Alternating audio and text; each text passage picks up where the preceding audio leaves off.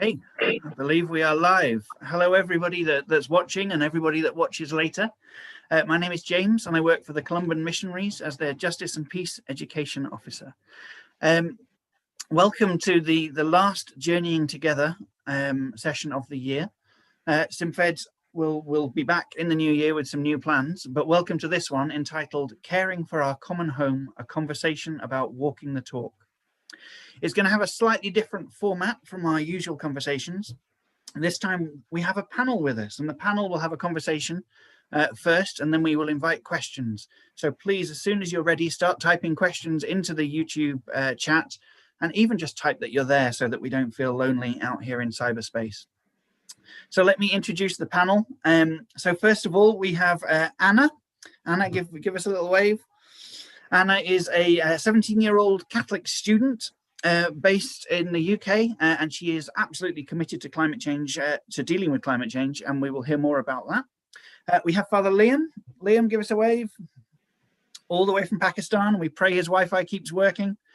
Liam is originally from Ireland, but has been in Pakistan, I think, for over 20 years. Is that right, Liam? Yeah. And finally, we have AG. AG is an artist sitting in his studio in the Philippines and an activist on climate change. We'll kick things off with a prayer. Anna, you're going to share one of the prayers from Laudato Si, please. In the name of the Father, and of the Son, and of the Holy Spirit. Amen. All-powerful God, you are present in the universe and in the smallest of your creatures. You embrace with your tenderness all that exists. Pour out upon us the power of your love, that we may protect life and beauty. Fill us with your peace, that we may live as brothers and sisters, harming no one. O God of the poor, help us to rescue the abandoned and forgotten of this earth, so precious in your eyes. Bring healing to our lives, that we may protect the world and not prey on it, that we may sow beauty, not pollution and destruction. Touch the hearts of those who look only for gain at the expense of the poor and the earth. Teach us to discover the worth of each thing, to be filled with awe and contemplation, to recognize that we are profoundly united with every creature as we journey towards your infinite light. We thank you for being with us each day. Encourage us, we pray, in our struggle for justice, love, and peace. Amen. Thank you, Anna. And in our in our pre-session prayer, AG also prayed that the Wi-Fi kept working. So let's pray that the technology works around the world as well. So I'm going to start by asking the panel to each introduce themselves, their involvement with caring for creation, and why they chose to join this call today. So Liam, we'll start with you. Do you mind introducing yourself, how you're involved with caring for creation, and how I twisted your arm to get onto this call? Yeah, thanks very much, James, and it's nice to be here and to share with you all. As James said, my name is Liam O'Callaghan. I'm an Irish Columban missionary working here in Pakistan. I've been here for over 20 years, doing a whole variety of different works over the years, including working with the Christian community, justice and peace work, involved in interfaith work, bringing Muslims and Christians together, and more recently involved more and more in environmental work, trying to help people become aware of the crisis facing us and what we can do together to respond to that. So that's been probably the biggest part of my work over the last 3 or 4 years here. So this call today, for me, I see it as a great opportunity to link up with other people. Sometimes I can feel a bit alone here in trying to do this, and sometimes not much support. So I think in this work, it is important to link up with and to be inspired by and learn from others who are involved in the same work across the world. And I think a call like this and the effort involved in journeying together is doing just that, is trying to give people connections with others who are involved, to inspire each other, to learn from each other, and hopefully then to take it on to a bigger reality. So once again, just I'm happy to be here and join this call today. Liam. AG, same questions to you. So what's your involvement with caring for creation, and why have you joined us today? Hey, hello, everyone. First of all, I hope my Wi-Fi is working well. I've been doing marine research since 1999, so I've been involved in directly caring for Mother Nature, and my work as a researcher actually got me into the issue of environment, and I became a wildlife photographer during the late 90s. So I got to see the beauty of nature, got to see the beauty of creation. But it was not until around 2010, around 10 years ago, when I started doing an art campaign for nature. I created murals all over the world, basically, with hundreds of thousands of volunteers, basically just to tell people how beautiful nature is. And then around 2013, I found myself trapped in a city called Tacloban, which was the ground zero of Super Typhoon Haiyan. Unknown to many, it's the strongest typhoon ever recorded in human history. So just by saying that, I want to say that it's really a traumatic and tremendous experience that I went through. And in the process, I lost 3 loved ones, 3 really close friends. And I saw the devastation. Shortly after that, I decided to go full on in my climate activism, because I want to seek climate justice, not just for my friends who lost their lives, but for any human beings, and also God's creation who has suffered from the impacts of climate change. And we were thoroughly inspired by Laudato Si when Pope Francis came out with it. And we knew that it's something that we can hold on to, something that we can pass on as a message to the world to inspire people, especially the youth. Thank you, AG, and thank you for joining us today. It's this evening there, is it for you? So it's this morning here, this evening there. And Anna, welcome. What brings you here today? Well, since a younger age, I've always been involved in justice and peace, and I've kind of moved into really focusing on the climate recently, and I think that's because I found that all the justice and peace issues seem to be underpinned by climate change. For instance, poverty and the displacement of people, and I really feel passionately about the climate now, and I think to be on this call is amazing because, similarly to Liam, I get to meet some absolutely fantastic, inspirational people, and I think I'm really going to learn a lot. So I'm really grateful to be on this call as well. Doesn't mean me, it means you too. And let us recognise that you are also inspirational and inspiring, Anna. And I'm hoping some of that will come up, some of the stuff that you've been involved in. Okay, everyone watching, you have now met our panel. I would invite you to start dropping questions into the YouTube. And if you don't, then we're going to feel very sad and lonely out here. But we'll have a little conversation while we're waiting for your questions to appear. Liam, I'm going to start with you. What does climate change look like in Pakistan at the moment? I think the first place to start is with German Watch. German Watch are a group in Germany, obviously, who do a yearly climate index of what's happening around the world. And in a 20-year period from 98 to 2019, Pakistan has been listed as the 5th most vulnerable country in the world to climate change over that 20-year period. And how they assess it is by evaluating what they call extreme weather events. So in that 20-year period, they identified 152 extreme weather events, which are, like AJ was explaining, just out of the ordinary, extremely serious and dangerous. So for example, here it would be things like extreme heat waves, like in 2015, where Over 2,000 people were killed, died in Karachi city alone because of the extreme heat wave in the summer of 15.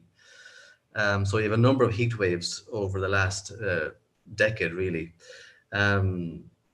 It's flooding, extremely bad monsoon rains falling in recent years, and massive flooding since 2010, 11, 12, 14, and again this year, 20. So it's heat waves, it's flooding, even extreme snowfall in the winter of the very north in 2013, a record. So in those extreme weather events, they have researched and identified, and directly they say that 10,000 people have died as a result of those events, which is about 500 per year, just directly to those climate change events, and billions of worth of economic loss. And it's all getting worse in the last decade. So the flooding is worse in the last decade. The heat is year on year is getting hotter all the time. On top of that, another major issue would be water. So with water, there's two major issues. One is water scarcity. Is becoming a really water scarce country, and by 2025 they predict we'll be in a serious crisis. On top of the scarcity, another major issue is water quality, that because of pollution and very poor sewage systems for household industrial farming, most of the wastewater is going into the waterways and causing massive pollution, which is a major threat to the health of people, especially poor people. So putting all that together, it really is pretty bleak scenario where, because of climate change, the situation in this country is rapidly getting worse. And I suppose when I came here down south, I was in the north in Lahore for about 16 years, and I moved here 5 years ago. And we got more and more involved in that work simply because of the situation around us. And that has taken up most of my energy now in the last 3-4 years. And one of the basic reasons is the situation is getting worse year on year, and it's just a tremendous crisis. So I suppose that's what climate change looks like here. And the fear is, and the worry is, that it's just getting worse and worse. And predictions are pretty alarming when you look to the future as well. So I suppose here with us in Pakistan, we've got two Filipinas. They're lay missionaries working here, and just this year there's been a number of major typhoons in the Philippines. So they've obviously been very concerned about their loved ones back home, and just the extreme nature of the typhoons that are hitting the Philippines now. So maybe AG, can you sort of speak to us a little bit about that typhoon reality? I think this year alone there's been some major typhoons hitting the country. Yeah, thanks, Liam. Talking about typhoons, we actually just experienced 3 consecutive typhoons in a span of 3 weeks. And we're not talking of regular typhoons here. The second one was a super typhoon, which was almost as strong as Super Typhoon Haiyan. Some scientific bodies even predicted that it would be stronger than Haiyan. So just by saying that, we're talking about this is not like a 1 in a 100-year type of typhoon. Super Typhoon Haiyan happened 7 years ago. And then the third typhoon that hit, it was about 2.5 weeks ago. It was expected to be a regular category 2 typhoon, but before it hit land, it doubled its strength, like in a matter of hours. So from about 105, by the time it hit the Philippines, it was double, like 225. Then it even went up further, becoming stronger. And imagine how it could affect communities who are preparing for a category 2, then suddenly it's a category 3 or 4. So this is what the Philippines had been experiencing for the past decade. We have been hit by more violent typhoons. I mean, the Philippines is situated right to the west of the Pacific Ocean. So every single typhoon that brews or that that brews in the Pacific has a good chance of hitting the Philippines, and thus we have about 21 typhoons or weather disturbances on the average every single year. Okay, I mean it's been going on for centuries, of course, but then climate change obviously had made these typhoons more violent, as evidenced by the, the the typhoons that have hit us for the past 10 years. And I mean, for adults, we don't remember having category 4s in our lives before. We grew up knowing that if it's a category 3, that's it. That's it, that's the strongest that could hit us. But now we're having 4s, and couple of times we had category 5s. And just as what Liam mentioned about the economic impact in Pakistan, same in the Philippines. We're losing billions and billions of agriculture, livelihood, and a lot of other things. But the most important thing that we have to note is that we're losing lives, like human lives. We're losing nature because of the destruction that is brought about by these typhoons. And it's not a one-day event. Once it destroys or devastates a community or a whole province, for that matter, the time for recovery is getting before we could recover probably like a half a year, but imagine if a farming community loses its crops and then the soil is not ready to be tilled again. So it's just becoming harder for us to recover. And that's why in the past few weeks we realized that more people are having the realization that there's justice. We never heard so much posts on social media about climate justice until just a month ago. And people are starting to realize that we need to hold someone accountable, and we need to think more about how we can adapt and adapt and to find answers to the bigger questions that are now arising. And it's evident also that it's the youth who's calling for accountability and for justice. And for me, as a climate activist, I think it's a very welcoming trend that's happening, that people are not just saying that, oh, Filipinos are resilient, we always get through, we always rise above typhoons, and we will just continue living. But no, now the youth are calling for some accountability, and the youth are asking for asking the harder questions for the authorities to look at. And I think from there, I'd like also to know about how the youth is doing, about the strikes that are also becoming popular in the Philippines. Maybe, I'm sure Anna could shed light on this, and I really am interested in how the youth of the UK, of Europe, of the West, is looking at how these things are affecting them, especially so that I would think that they are not experiencing the same things that we are experiencing here in the Philippines and in Pakistan. Yeah, two questions for you there, Anna, then. So there's something, I think we've already heard a very strong message that climate change is not just a future thing, it's a now thing. Like you both talked about lives, economy, like creation. The other thing there is this kind of sense that people are beginning to move, but that things are joined together. So Anna, like you don't live in a most affected area. Chesterfield is not suffering in the same way as Pakistan. Why are you involved in these climate strikes? Tell us about that. Right. Well, I think with the education and the knowledge that is now available, you see what's happening.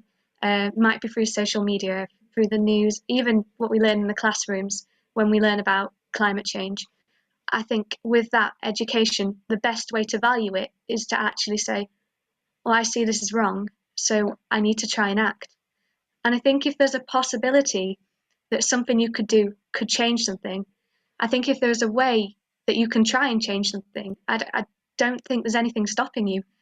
And I think in a position that I'm in and that people like me are in, we have a duty to try in any way we can to make the world a better place.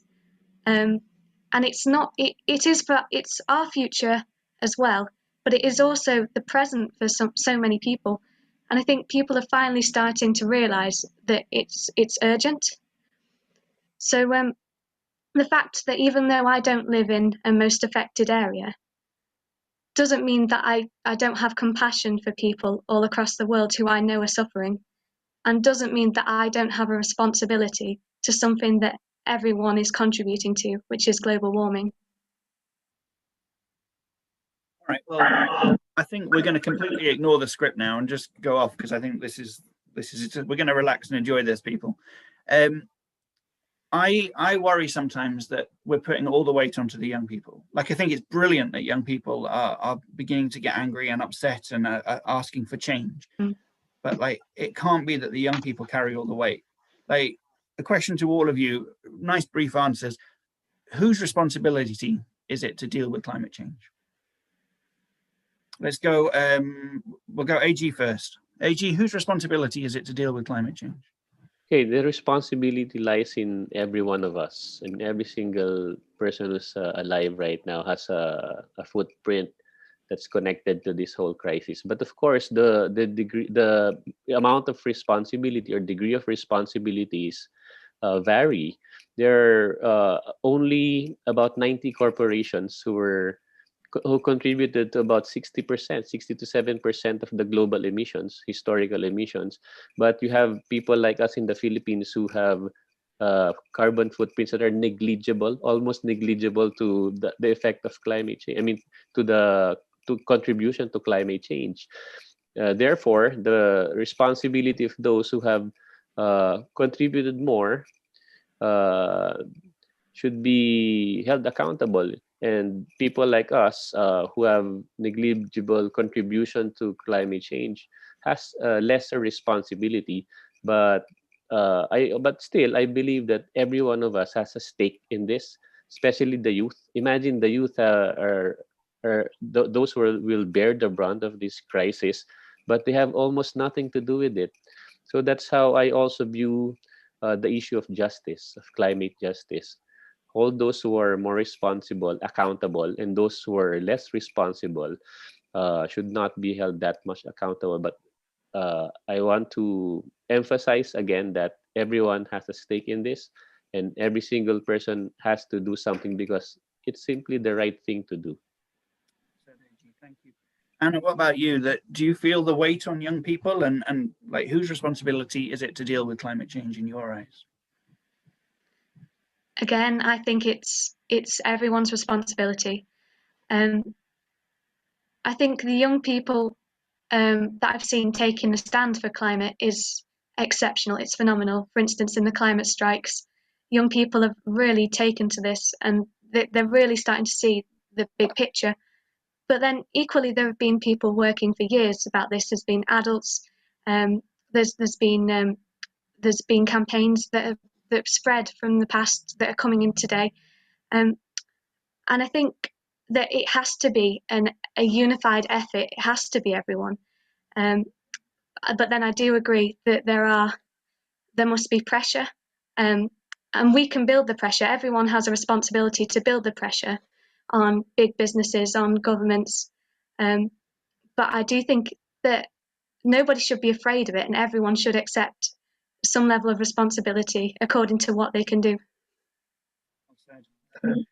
Liam, what would be your take on that? Yeah, I very much agree with what's been said from AJ and Anna. We all have responsibility, but there are greater levels of responsibility with those with greater power and influence. Like the gospel says, like those who have been given much will be demanded from them. So, for example, the wealthy countries, the Western nations, China and America in particular, are the ones causing much of the problem in terms of CO2 emissions, for example. So there is a greater responsibility proportionate to that. So I think governments have. Also, I think out of the COVID recovery, there's a massive conversation happening around governments, European, Asian, everybody started talking about the recovery. It's a massive opportunity to build in green recovery. That if this recovery does not include, if it's not, you know, side by side with the green recovery, then it's a huge missed opportunity. Will only make things work. So I think there's an awareness about that. Whether it happens is another big question. I hope it can. But that's government, corporations, as AG has mentioned. I think that religions, you know, have a huge responsibility and have been sadly very slow to really get into this, if we're honest about it. About 2015 is when it really began to move. I think that all the religions suddenly, the mainline religions, have a statement on climate change. All the main 5 religions, Christianity, Islam, Hinduism, Buddhism, and Judaism. So that's a powerful start, and it's very recent. So if you could harness the energy of the world's faithful following those 5 main religions, you have a powerful chance to bring that energy into this issue. So I think, you know, those are the areas which we need to work, and I suppose just keeping in mind the background of how serious this crisis is, must push us to work on this and to try to, and that's where maybe the youth have a big role to play. Like, for example, Greta Thunberg, you know, is so powerful, but she has caused a massive kickback reaction against her. It's interesting, you know, so the youth can, because of the hope in the future they represent, be the catalyst, I think, to get us going on this. And let's explore the idea of faith a bit more. Then we've completely gone off script now, so everyone we'll just go with it. Liam, when you were kind of just exploring vocation and discerning being called to be a priest, I suspect you never thought that your part of your story would be climate change, and working to campaign on climate change. Like, what place do you see for faith here? What's faith got to do with your caring for creation, and what would be your message to clergy, to religious, to bishops?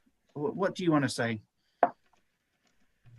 Yeah, I think it's true. It certainly wasn't on my mind back then, over 30 years ago, when I joined climate change. I suppose the biggest thing in Christianity is what they say is, you know, the signs of the times, to recognize the signs of the times and to try to relate the gospel message to that. And over the decades and centuries, there have been major issues which have suddenly woken up the church and make them respond to this, be it slavery, be it nuclear weapons or whatever. But in our day, I think this is the big issue, climate change and the destruction it brings to the planet Earth and to its people. You know, if we preach a message of a loving God and God came to bring life and life to the full, then if we ignore an issue which is bringing death and destruction to millions and the planet itself, then our message is incoherent. It makes no sense. So it simply has to be incorporated. And I suppose for me personally, the biggest change that has happened has been the teaching of Pope Francis, in that he, just 5 years ago, 2015, he issued an encyclical, which is the second highest level church teaching we have, which means that all Catholic Church institutions, dioceses, schools, everything has got to take this teaching on, has got to implement it. And so it's now a serious part of our Catholic social teaching of our faith. And a new liturgical season has been added to the church year, the season of creation. So now we have powerful church teaching compelling us, if you like, to act on this. Otherwise, our faith can be almost irrelevant if we just ignore this issue. So I think for me, that's the biggest thing. For me, the two foundational parts of my work are the reality, which I just described in the beginning, which is so bad and getting worse. And then the second part is our faith, that we are driven by our faith to work on this, that our faith commitment demands that this issue becomes the central in our preaching, in our action, in our motivation. And I just like to give a message that from me, as I understand it, that all dioceses, all parishes, all institutions, schools have a responsibility now to work on this issue. We have got a spiritual responsibility from the highest teaching level of the church to work on this. Otherwise, there's no future for the planet or for people. Let me reflect that back to you, Anna, then. So we've had a question in the chat from Sarah Barber, which says that, what do you think of the suggestion that every year group at school should learn about climate change as part of the curriculum? Liam saying that very clearly every Catholic institution needs to take it seriously. I want to go further than Sarah's question and say, yeah, learn about it, but also act on it. For me, I think we've got to teach young people and educators and like different ways that they can act. So I would say, let's go really radical. Like every Catholic school should attend climate strikes. Every Catholic school should be looking at how they help their school to live simply and live sustainably. What do you think, Anna? Is it realistic? Well, where does that fit with your educational experience? Well, I completely agree. That should be happening. I know that I'm in a Catholic school and I have been on some climate strikes, and I know that the response people don't seem to don't want you to go on strike, and even though it's a Catholic school, which and Pope Francis's teachings on the climate are so central to what it is for me to be a Catholic today, it's kind of overlooked at schools still. And I think it's because schools are scared of doing anything that could be seen as radical. And I think that's a massive hurdle for climate and for the environment generally, even in society, because if we're scared of doing something different and if we're scared of change, it's very hard to go anywhere. But I think intrinsically to my faith is hope.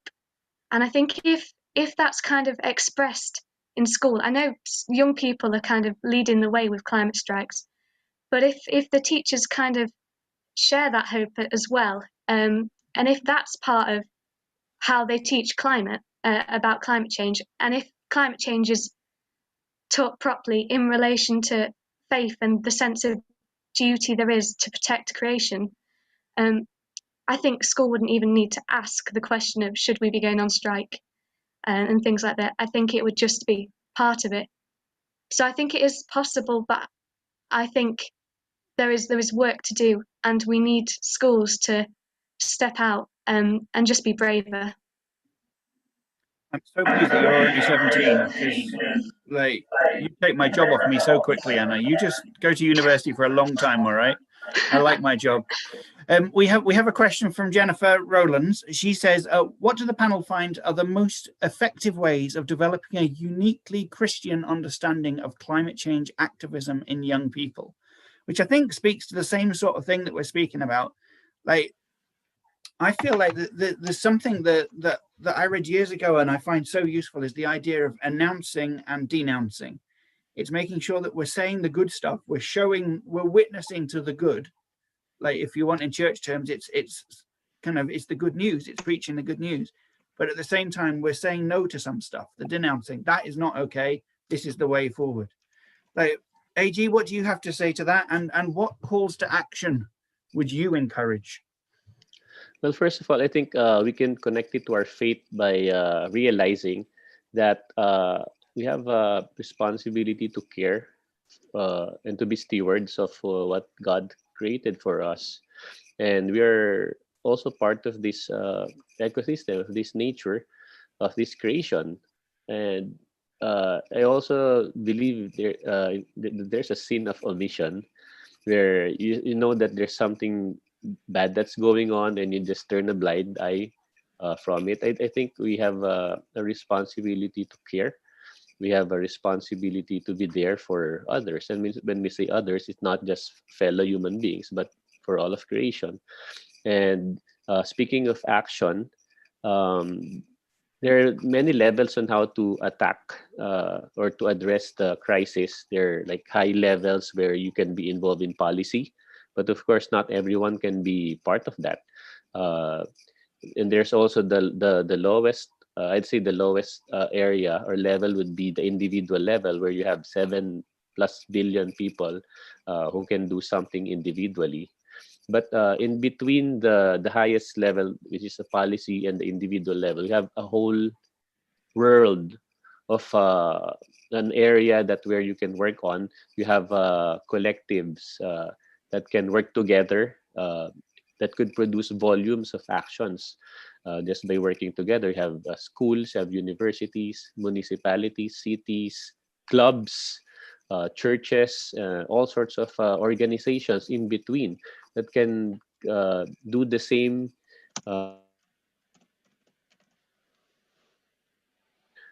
have this. When I was in Washington D.C. last year for a climate conference, I met a group of young women who formed an initiative called 1 Million Women. It's as basic as that. 1 million women. They're trying to recruit 1 million women from all over the world, from all continents, to do the same simple, sustainable practice every single day. And it's an amazing work. I think by now they have recruited maybe 130,000 women from all over the world doing the simple, sustainable thing every single day. Okay, so if we work as individuals, we can contribute, but if we won't work by the volumes, it might be negligible as well. And I think it can be we can relate that to what I was saying a while ago about responsibility. I mean, of course, we have a stake in this. We live in this common home called the Earth, and every single person has a responsibility to act, whether it's a simple individual act or we can push for policies.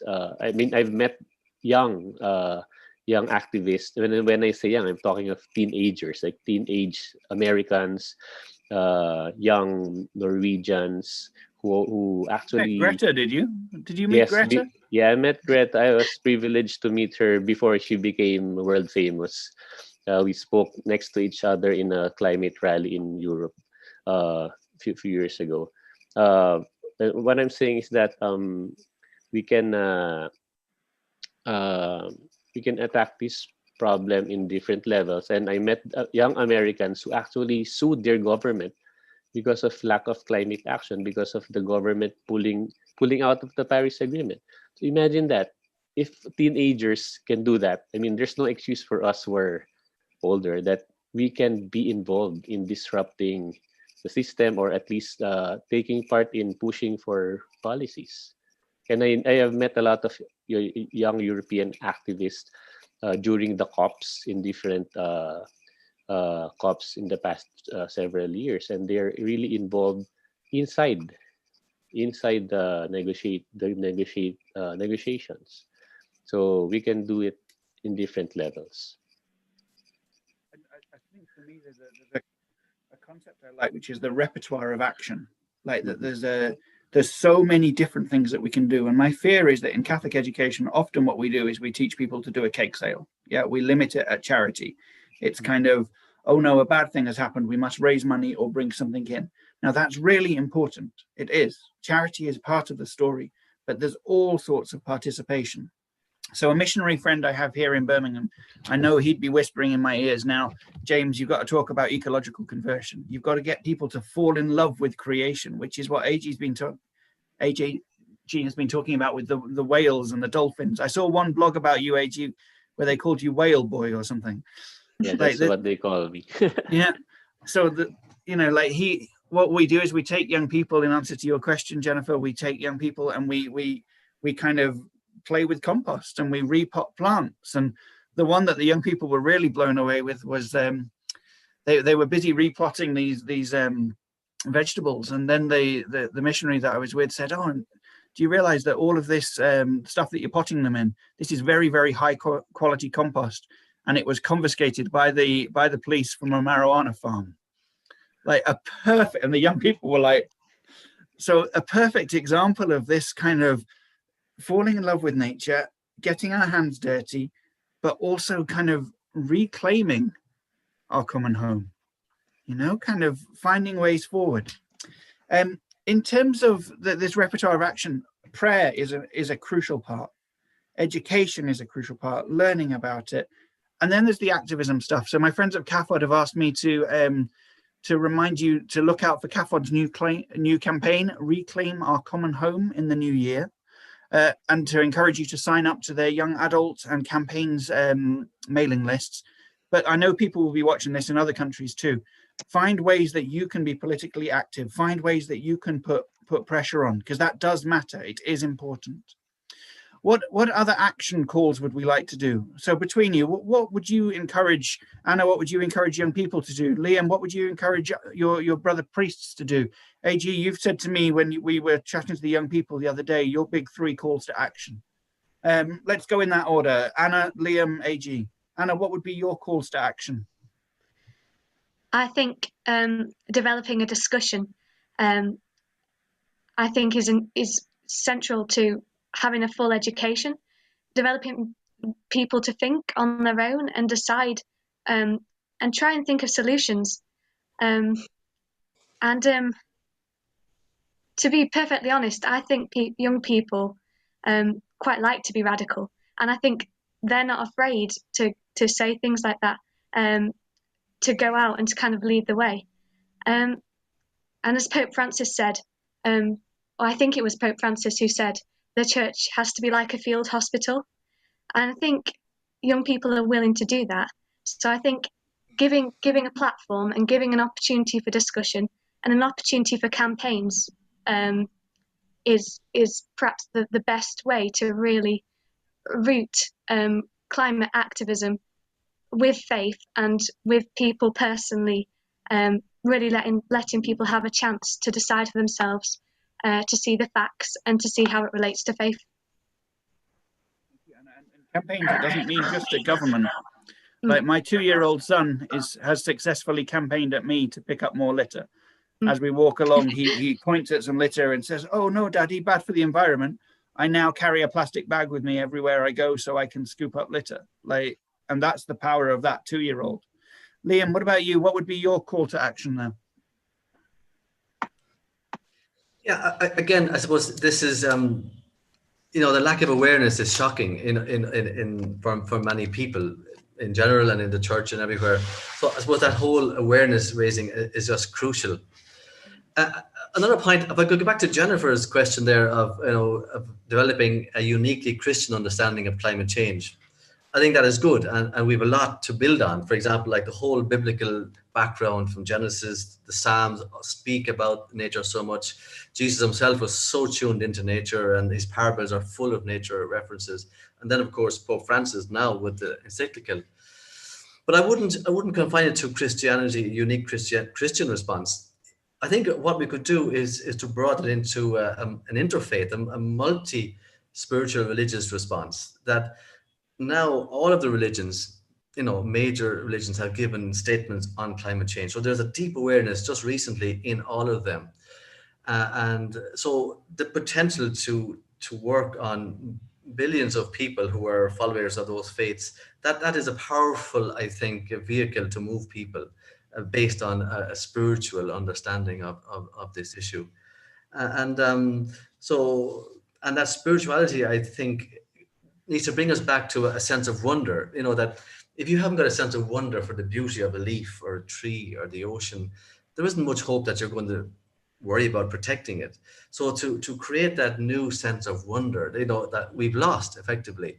And much of our modern world is talking about, production and consumption and making more of, which is directly destroying the environment in many cases. So the spirituality, our humanity has gone off track, and so we're chasing after happiness in the wrong places, and maybe that spiritual element, which has been missing from the environmental campaign for decades, if it could be brought in and harnessed properly, it could offer an awful lot to it. So I would be hoping that churches and dioceses and parishes and Catholic schools and take this seriously, that this is a powerful part of our teaching we cannot ignore. And you have the potential to influence hundreds and thousands of people by teaching, by preaching, by action, by protest, by whatever. So I think that would be the hope that I would bring to this from that. Jane Millett, a friend of many of us, has put in the chat there, local church leaders also need an eco-conversion and need to step up. I agree completely. And I think it's on the duty on people like us to help people remember what it is to fall in love with nature. Saint Columban is reputed to have said, if you want to know the creator, get to know creation. I think there's something, and in some ways the lockdown and the pandemic has offered people the chance to get outside and, you know, to appreciate what we have. AG, what would be your calls to action? Yeah, I think what usually gets diluted in the narratives and in the conversations about climate change is that this is being caused by the excess burning of fossil fuels, and essentially it's the carbon dioxide in the atmosphere that's causing all of this. So if we want to talk about practical things and how to be part of the solution to this crisis, is that let's ask ourselves, what am I doing every single day that's contributing to more carbon dioxide? So there are three areas that I usually talk about, because these are the first three, or the biggest three contributors to climate, or to global warming, or to the carbon emissions. First, you have energy, and then there's transportation, and then agriculture. So how do you translate those three to your personal space, personal level, individual level? How do you contribute to the carbon emissions in terms of energy use? Okay, ask yourself, am I living in a house that uses electricity harnessed from fossil fuels or not? In the Philippines and most third world countries, we don't have much choice. Okay, but then for me as an individual, I have my own solar panels, which I use to charge my phone. I almost don't get electricity or use electricity that's from plugging to an outlet. And then what else? There are ways on how to review, or how to assess how much energy you use as an individual or as a household. Now, what I learned when in my trips to Europe is that you have a choice. Okay? And even in the US, they have they have better choices or better options compared to us in the global south. And I learned from a German friend that it takes 15 to 20 minutes to have their energy provider converted to a provider who harnesses electricity or power, go out in the streets every day, or every Friday, and tell the world, okay, we should do something about this crisis. We have a problem. We have to declare climate emergency. Well, at the same time, we never asked our parents about what energy do we use for our household. Okay, so that's one. Number two, transportation. I think it's more obvious on how to be uh, part of the solution when it comes to transportation, because it's just a matter of what you use. Do you use like in the US? Sorry to say, but most of them use like less efficient cars. We have cities that cater to individual cars rather than mass transportation. Okay, so ask yourself, how do I contribute? How do I lessen my consumption? How do I lessen my contribution to global warming in terms of my transportation? Do I walk more? Do I bike more? Do I ride public transportation versus taking or driving a big car, or taking Uber or Lyft every time? I mean, in Europe you have, and some progressive more developed countries in Asia, they have more options. They have good public transportation. They have efficient bus systems and efficient train systems, unlike us in the third world. Uh, so it varies from where you live, from what type of city you live in, but of course everything that you do contributes. Okay, and then third, agriculture translates into diet. What food do you eat? Do you eat a 0 kilometer food, or do you like eating food that comes from the other side of the planet, therefore having more carbon footprint than the others? Okay, so again, people in Europe, in the US, and in the US have more options, and sometimes it puzzles me on why and how come the people from the West contributes more to global warming when they have more options. So maybe it's a matter of finding out the options and being conscientious about it. You live in a country with options, then pick the best option that would not hurt people in the end. Okay, so imagine if you eat hamburger twice a week or 5 times a week, you don't know it, but you're hurting people from the other side of the world. And why? Because you contribute more to global warming compared to us. Okay, when people in my hometown, in my father's hometown, die because of the storm surge or flooding or the violent storms, that would relate to how people live their lives in the West, right? So think about it. Think about the areas, energy, transportation, and agriculture, and then yeah, do something about it, because definitely every one of us contributes to global warming, and every one of us has the chance or has the opportunity to be part of the solution as well. Like, it's powerful to hear that, I think, coming from the Philippines, from someone who has lost loved ones to a typhoon, which was in part caused and worsened by climate change, to tell us that we have to think about how we eat and where we get our energy. I think we should all hear that, because that matters. Although, like, AG, I've tried to give up meat for a year, and you keep on saying we all have a stake in it. And every time you say it, I just can't stop thinking about steak. So, like, Okay. yeah, but the practical call to action. So from Anna, we had the kind of the political and also the discussions, the learning. From AG, we had these very practical lifestyle things. And then from Liam, we had this kind of the place of faith in it all. Like, I think it's important that we keep all of those things in mind. Anna, I want you to look the young people on this who are watching this and the youth leaders who are watching this in the eye. What do you want to say to them? Yeah. Well, I think we've always got to remember there is a community behind us. As you can see here, there are people all around the world who are working for climate change. And we've got to be positive. We've got to say we can always do better. There's always something we can do to help. We're not hopeless, and we're not helpless. And again, I'll mention hope again. We've always got to work with hope.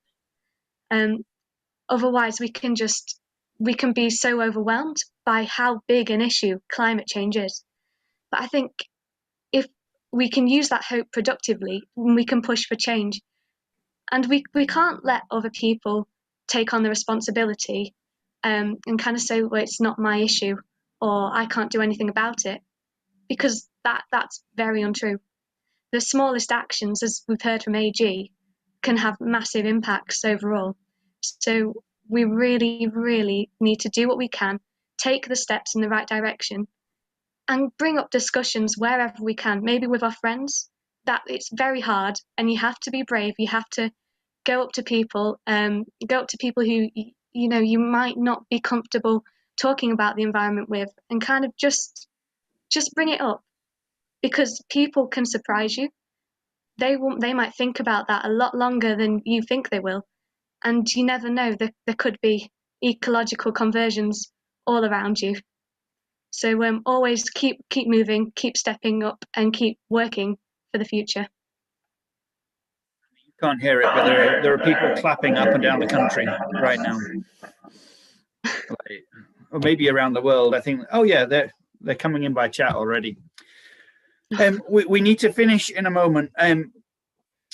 Liam, in a moment, I'm going to ask you if you would bless us in Urdu, and then probably translate, so we know it's not just you listing off your shopping list. But just as a last challenge to all of you, there was a question that came in earlier that I thought was really, really useful. This came from Anita, godmother to one of my children, so I must be nice to Anita. She says, for people who may not connect with the impacts of climate change because of their personal daily experiences, how do we remind them that this is real?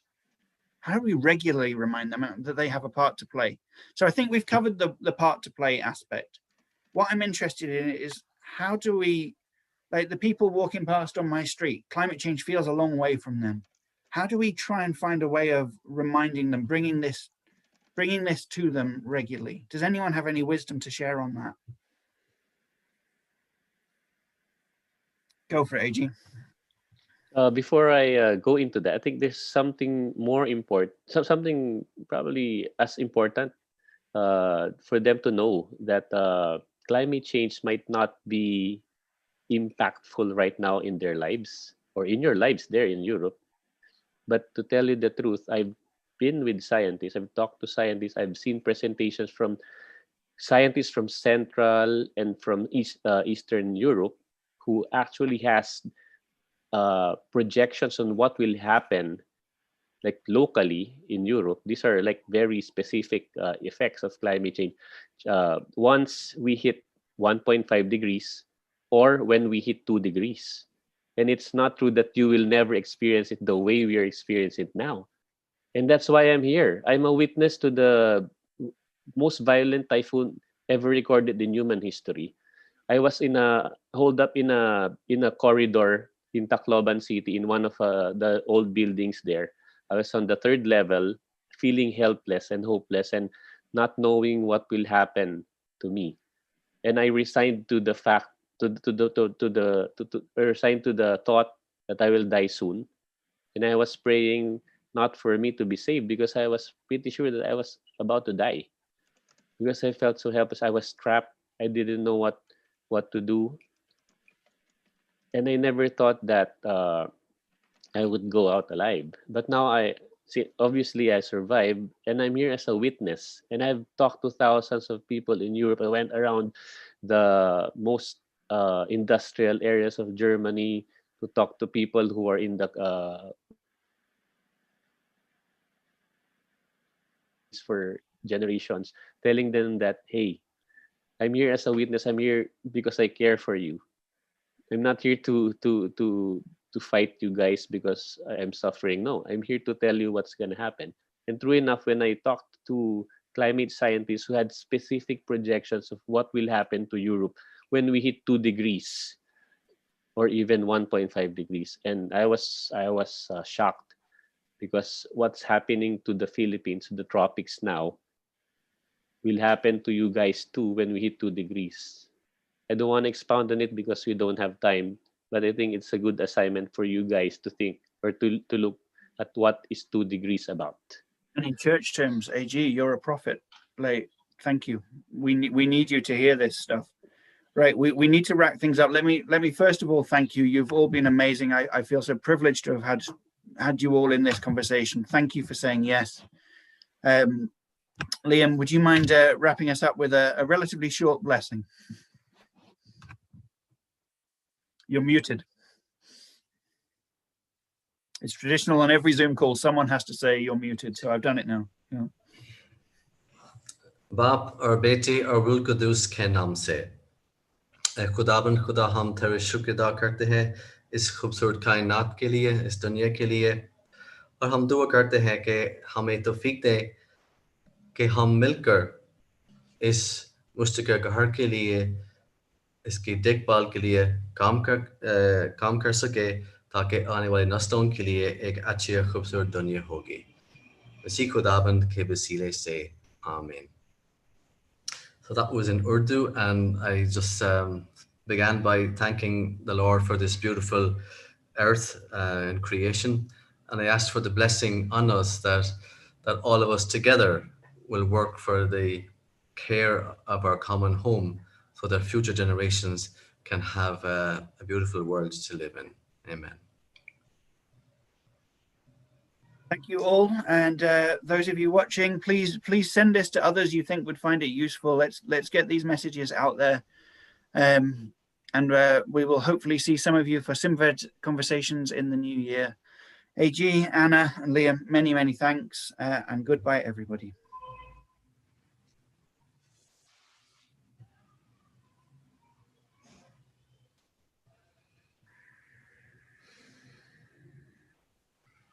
Thank you. Bye-bye.